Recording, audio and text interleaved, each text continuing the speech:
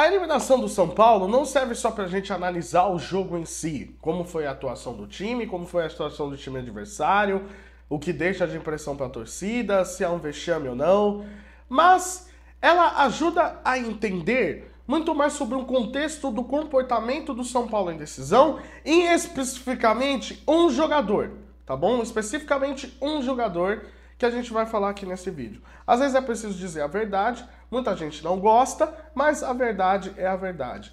Lide com os fatos, e é isso que a gente vai falar aqui nesse vídeo.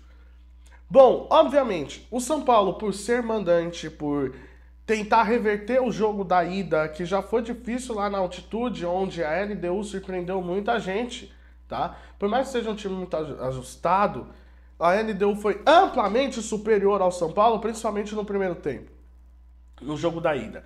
Já no jogo da volta, se esperava um cenário muito parecido com o que aconteceu contra o jogo do Corinthians e contra o jogo do São Lourenço. Que é o quê? Um time muito contagiado pela torcida, consegue impor uma marcação sob pressão, uma abafa sobre o adversário nos primeiros minutos, estar com a bola e conseguir finalizações até a defesa abrir, tá bom? A defesa adversária. Foi isso que aconteceu no Morumbi? Não. O que a LDU fez? O técnico da LDU conseguiu espaçar os jogadores do São Paulo, que costumam se agrupar um pouco mais para poder fazer as triangulações. Ele conseguiu espaçar, ele conseguiu fazer uma marcação sob pressão muito bem feita e anular a saída de bola do São Paulo com qualidade. Quem é que é responsável por fazer a saída de bola do São Paulo com qualidade? Dois jogadores especificamente, o senhor Rafinha e o senhor Arboleda. Só que, quando eles costumam fazer isso com muita maestria para o São Paulo, eles ficam muito próximo do meio-campo. E como isso não foi possível, porque como a LDU conseguia fazer uma marcação muito sob pressão, eles ficavam só no campo de defesa. E aí os jogadores se adiantavam e como eles espaçavam, ficava uma marcação homem a homem, né? Ficava uma marcação chamada de marcação sob setor. Então, quando um jogador de São Paulo já ia pegar na bola, já tinha outro marcando e conseguia fazer a interceptação. Não por acaso, nos 20 primeiros minutos, o jogo estava 50-50 por posse de bola. Isso não é normal com um time como o São Paulo fazendo uma remontada dentro do seu estádio. Normalmente, com essa faixa de tempo, o time já teria ali seus 65 de média de posse de bola e no mínimo umas 5 finalizações, sendo várias no gol. Então isso não foi possível muito por mérito da LDU, que conseguiu neutralizar o poder de fato de reação do São Paulo. Por outro lado, a gente consegue ver um time numa rotação bem mais baixa, tá? Não era um São Paulo ligado nos 220, não era um São Paulo extremamente aceso, um lampejo de um jogador e de outro. Isso muito passa pelo Lucas. Porque, por exemplo, o Lucas, pra mim, ele estava jogando muito mais recuado de onde deveria. O Lucas, quando ele chega no São Paulo, ele deixa muito bem claro que ele não quer ser um ponta como no Tottenham. Ele quer ser um meia. Ou seja, se ele quer jogar um pouco mais centralizado, o que deveria ter sido feito, na minha opinião? Exatamente o que foi feito no segundo tempo. Adiantado um pouco o Lucas para ele não precisar ficar pegando a bola no meio campo. Por quê? Porque o Lucas é um jogador de muita velocidade. Quando ele atinge um pico de velocidade no jogo, ele vai no 1 contra 1 muito forte. Então, no 1 contra 1 muito forte da velocidade, ele consegue levar 2, 3 jogadores de uma vez só. E abrindo espaço para outros no setor ali do São Paulo.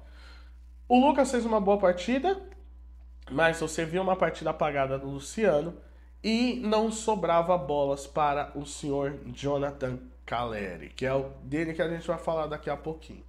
Bom, o São Paulo como um todo, ele foi conseguindo construir a sua superioridade na partida, depois dos 30 primeiros minutos ali, principalmente no segundo tempo, depois da expulsão do jogador da LDU, e o São Paulo consegue impor uma posse de bola, o São Paulo consegue jogar no campo de ataque e consegue encurralar a LDU no seu próprio campo de defesa, mais especificamente na sua área, até chegar ao gol com a Arboleda e depois na disputa de pênaltis o São Paulo está fora. Mas aqui a gente precisa trazer algumas análises, que é a seguinte.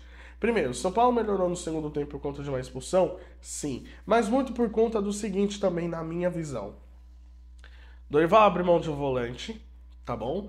E consegue exatamente dizer aquilo que eu falei alguns minutos atrás. Ele adianta um pouco o Lucas e quem faz o papel de meio armador de fato do São Paulo é o senhor Rames Rodrigues. Não por acaso, no SofaScore ele tira 7.7, maior nota do São Paulo da partida.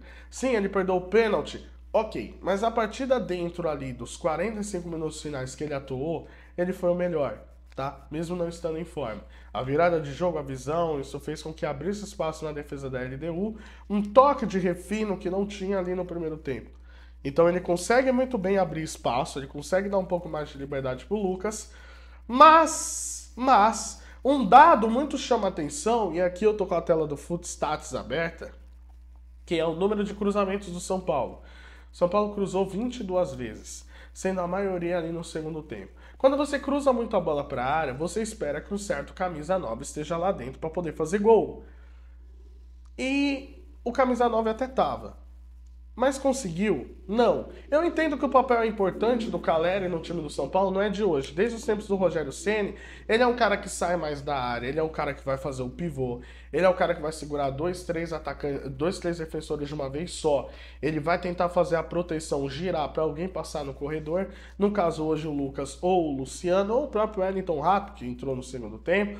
Mas ele tem esse papel muito mais de sair da área e ser aquele cara brigador que segura os defensores, tá? Para alguém poder passar. Mas não num time que está precisando fazer o resultado. Num time que está precisando fazer resultado, é de se contar que o seu centroavante esteja mais próximo da área possível e não jogando fora dela. E com isso você tinha que ter alguém abastecendo esse jogador. E até teve. Por quê? Porque no segundo tempo, como eu disse, o São Paulo ele teve um volume muito grande de jogo, principalmente depois dos 60 minutos, onde só deu o São Paulo. Mas o São Paulo ele deu 22 cruzamentos. O Caleri ele teve assim, umas 4 ou 5 chances para poder fazer o gol.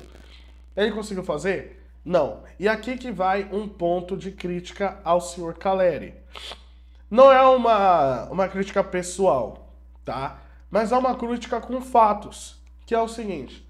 Quando se precisou do Caleri na final da Sul-Americana, o São Paulo criou chances e ele não consegue converter. Quando se precisou do Caleri na semifinal da Copa do Brasil contra o Flamengo, São Paulo criou chances e ele não conseguiu converter. E quando se precisou do Caleri no dia de hoje, ele não conseguiu fazer. Isso significa o seguinte, o São Paulo ele cria chances. São Paulo ele cria oportunidades.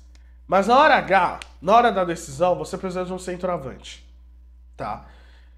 E no caso, o que já está levantando da torcida é que não se dá para contar com o Sr. Jonathan Caleri numa hora decisiva.